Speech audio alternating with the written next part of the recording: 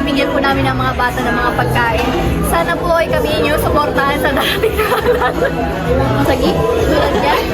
Ano po ba sabi niyo po sa bagyo na naranasan natin ngayon? Nabigyan na po ba kayo ng Jollibee? Ano po kasi, alam niyo po kasi yung dahilan po talaga ng bagyo. Itong nasa tabi ko, parang medyo siya mahangin siya. So, ayun, nakikita nyo naman na maayos na mga pamilya. May nahihiya dito po. Ito po, ito po yung pamangkin ko sa scholar ng Amboy Manlapas. Ito po, si Amboy. Hindi ko na si Amboy Manlapas. Sa mga bata ay na-stranded. Nakita nyo po ang mga pamilya ay nandito.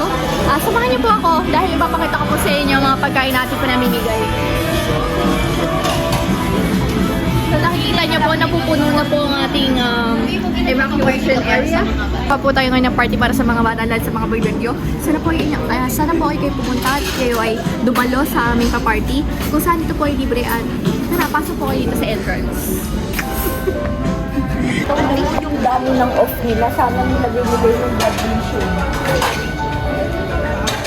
So, ito, house tour. House tour mo naman sila sa mansion. Swimming. So, ito nakikita niyo yung malas nila, mansion na bahay. Kung saan ito, chandelier. Wow! Ang ganda.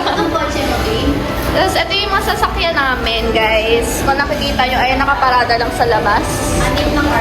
Ayan, medyo umalis lang yung tatlo kasi nag-donate ng bigas. So, ayan, nakita nyo yung mga dining area namin. So, ito yung namin, display namin na antik na. Hindi na yung Ano to eh, antik na to yung namin eh. Anyway, ay parang kaya ko. Biyawa ka niya.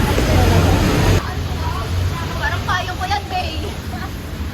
Parang wala lang ang kayo.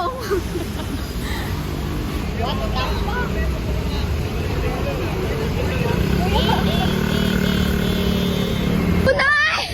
Biyak ko din. Kayo muna, bilisan nyo! Kasi asal muna. Pag ako nagdala.